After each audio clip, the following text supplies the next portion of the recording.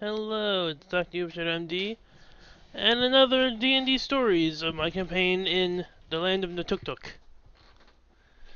Uh, by this time, we got a fourth player, and his character is a uh, halfling bard named Milo with the weirdest yet most creative quirk I've ever heard of.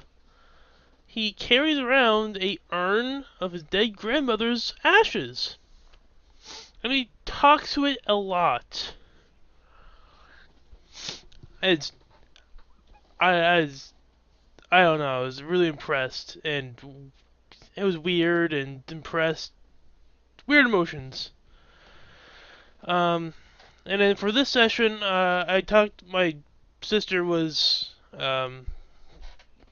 visiting for Christmas, and I talked her into joining one of the sessions where I decided to throw a beholder at their first actual boss monster, and I decided a dumbed down, like a low health beholder fight.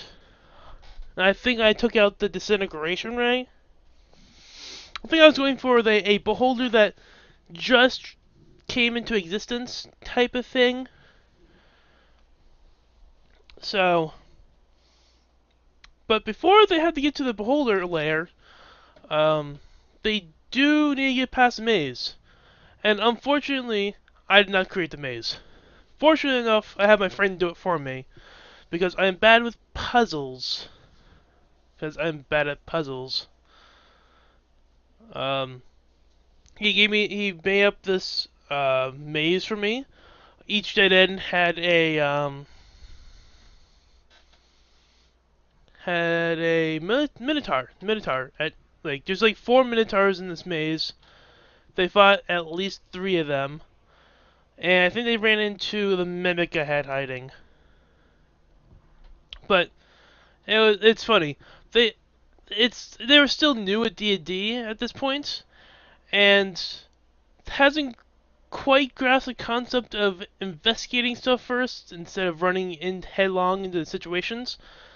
And it was just hilarious how Tikal, the drow sorcerer, runs in, like, they just fought a monster to open the doors, and it's like, oh look, a Hez maze. So he runs right in without thinking. Um, Now I described to him how he went through a haze of fog, and then he's a head mage. He's like, oh shit. Well, let's turn around and see if anyone else is coming. Like fog. He's like, what? Yeah, you see fog. Oh, I will walk the back way I came. I'm like, oh cool. Oh well, you walk through some more fog and you're back where you started from. He's like, oh no. Meanwhile, they're trying not to metagame, and you're like, huh? He's been in there for a while. Should we go after him? I guess so. It's only way to go. So eventually they met up with him, and I don't know why, but he really wanted to go left all the time. And there was also parts in some of the dead ends there's minotaurs, other dead ends cycle back to the beginning of the maze again. So it was interesting. So they navigated their way through, fighting 3 out of the 4 minotaurs they could. Fought the mimic, which I think I had to eat my. It was either my sister was playing a monk that I created for her. It either ate the monk or the druid, but I can't remember which. But they were able to kill it, and the barbarian decides to it's like since his tongue is so long, he's gonna cut it off at the base and use it for rope later, for some some other reason, but he takes the tongue of the mimic. Um, so they get through the maze. The call goes slightly insane because there's one part of the maze where it's a complete circle if you keep going left. So all you see is the call is around and around and around. Eventually, the call should get his own video. That character's kind of it'll be another video for another time. Anywho, um, of course, the Bard couldn't make it that week, and later on stopped playing, so I had a Bard NPC that I begrudgingly kept using. At this point, I kind of made him. He's somewhere. I don't remember where I left him. But it was just the monk, sorcerer, druid, barbarian. The monk I named Ayla Burke. She didn't speak. She didn't have any tongue. I didn't go backstory because another video for another time is introducing player characters.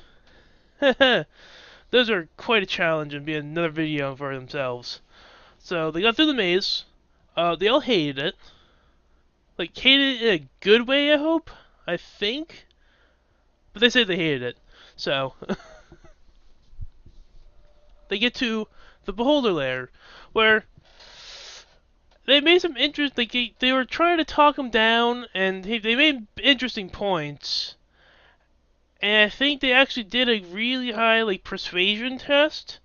But I was so gung-ho about Beholders, because Beholders, dragons, mind flayers are all my thing. So I really wanted to do this fight. So I introduced this like crystal, this like rubyish crystal that was on its forehead. And when he was about to he's like, "Oh, guess you guys are right." It hurt him, and then he became enraged, and they just started the initiative. That started a long Kong, which I dis- I that's another video again. All these segues.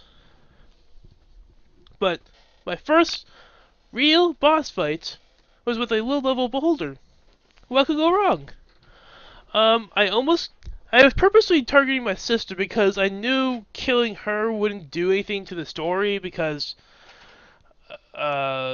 she wasn't gonna. There was like only session she was gonna be in, so it was okay to kill her. But no, she survived, and now she's a long-standing NPC now. She showed up a couple times already in the story since then. Also beating a shit out of another halfling, but another story for another time.